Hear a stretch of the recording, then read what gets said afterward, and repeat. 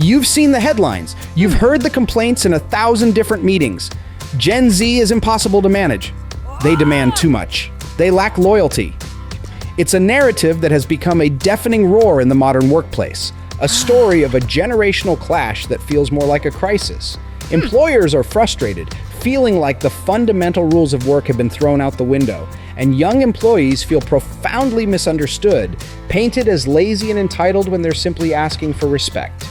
But what if this story we keep telling ourselves is wrong? What if this isn't a crisis of character, but a collision of two completely different operating systems? What if Gen Z isn't lazy, but is instead the first generation to refuse to accept a work culture that previous generations were forced to endure?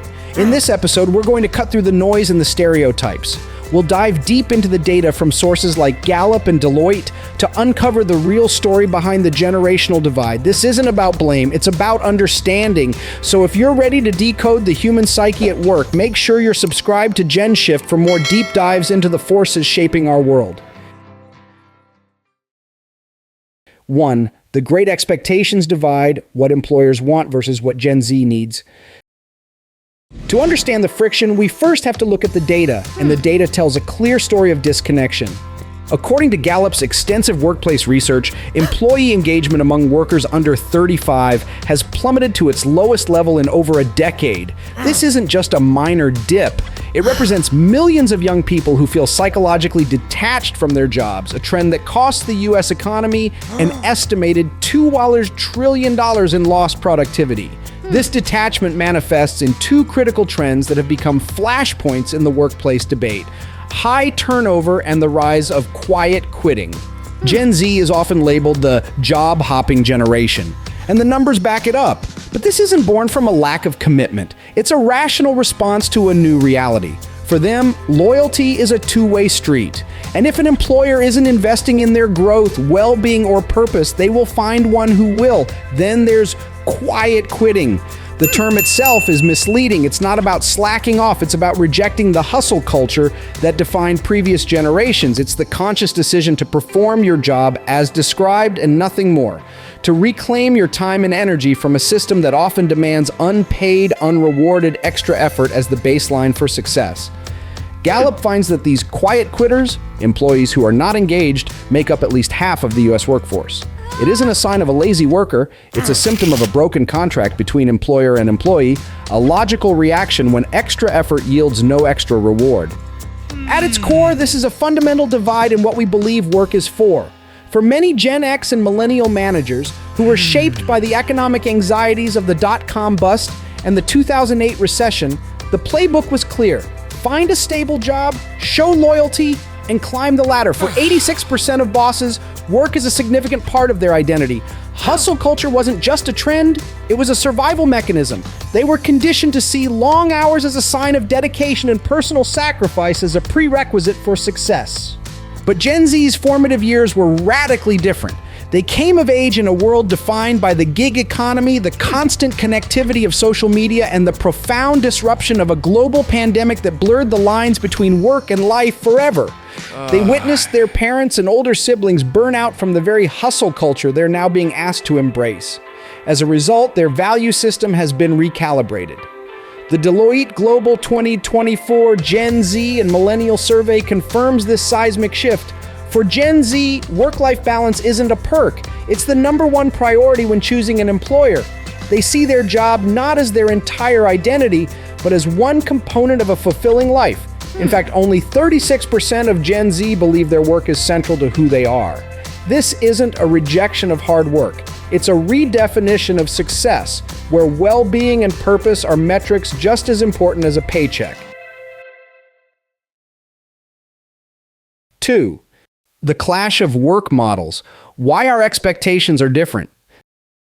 This clash of values isn't just theoretical. It plays out every day in three key areas where expectations collide: feedback, flexibility, and the search for meaning. Let's start with feedback. Managers often complain that Gen Z employees need constant validation or are overly sensitive to criticism. But this isn't a sign of insecurity. It's a product of their environment. Gen Z is the first true digital natives. They grew up in a world of instant feedback loops, likes, comments, shares, and immediate responses. Their entire social and informational ecosystem is built on real-time data. When they enter a traditional workplace where performance reviews happen once a year, it feels like flying blind.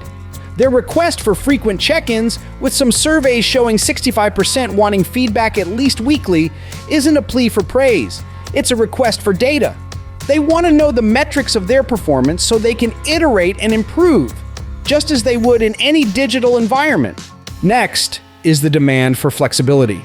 For older generations, the 9-to-5 in-office model was the unquestioned default.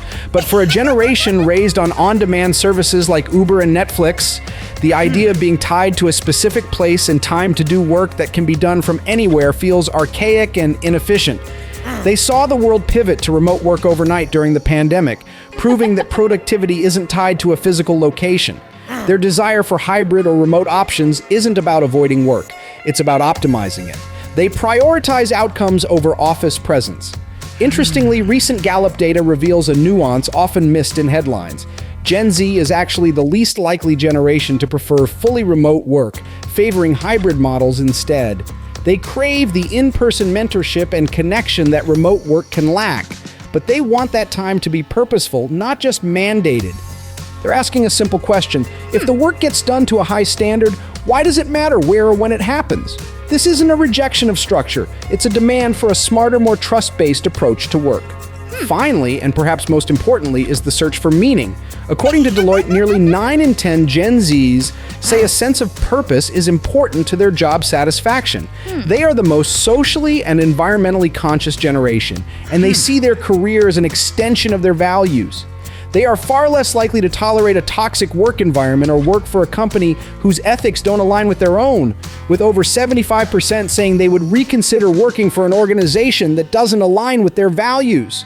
This is often misinterpreted as being overly sensitive or entitled, but it's actually a profound shift in the psychological contract of work.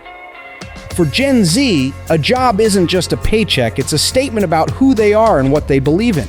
They are unwilling to sacrifice their mental health or their principles for a salary, a stance fueled by the fact that they report the highest levels of stress and anxiety of any generation, with 46% feeling anxious or stressed most of the time. This challenges the very foundation of corporate cultures that have long prioritized profit over people. 3. The cure: building a new workplace fluency. So how do we bridge this divide? The solution isn't for one generation to simply capitulate to the other. The answer lies in developing a new essential skill for the modern era: workplace fluency.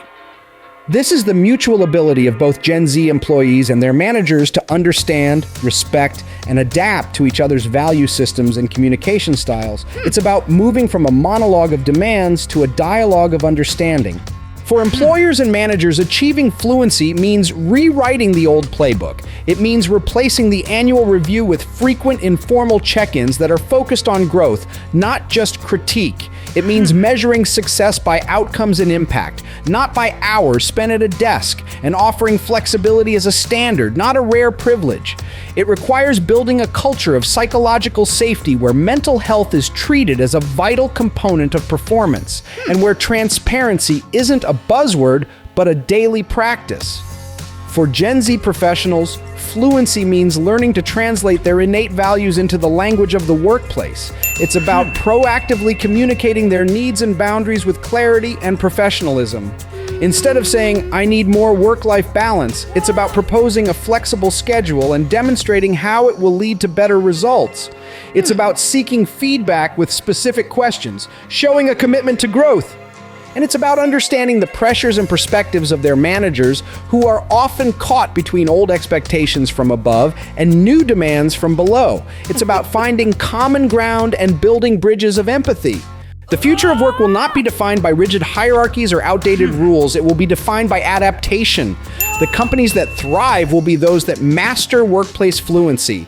They will attract and retain the brightest young talent, not through ping pong tables, but through a genuine commitment to respect, flexibility, and purpose. Those who cling to the old ways, who dismiss the values of the next generation as entitlement, will face a slow but certain brain drain. They will lose their most vital asset, their human capital. Conclusion. The tension between Gen Z and their employers is not a generational war. It is an evolutionary pressure. It's an opportunity to shed the toxic elements of old work cultures and build something better, something more human for everyone. The question is not, why is Gen Z so difficult? The real question is, are we ready to build a future of work that is worthy of their potential?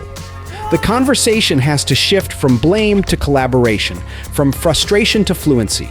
The generations who learn to work together will be the ones who build the future. What has your experience been in the multi-generational workplace? Share your stories and solutions in the comments below. Let's build this new playbook together. And for more insights on how to navigate the seismic shifts in our world, make sure you subscribe to GENSHIFT.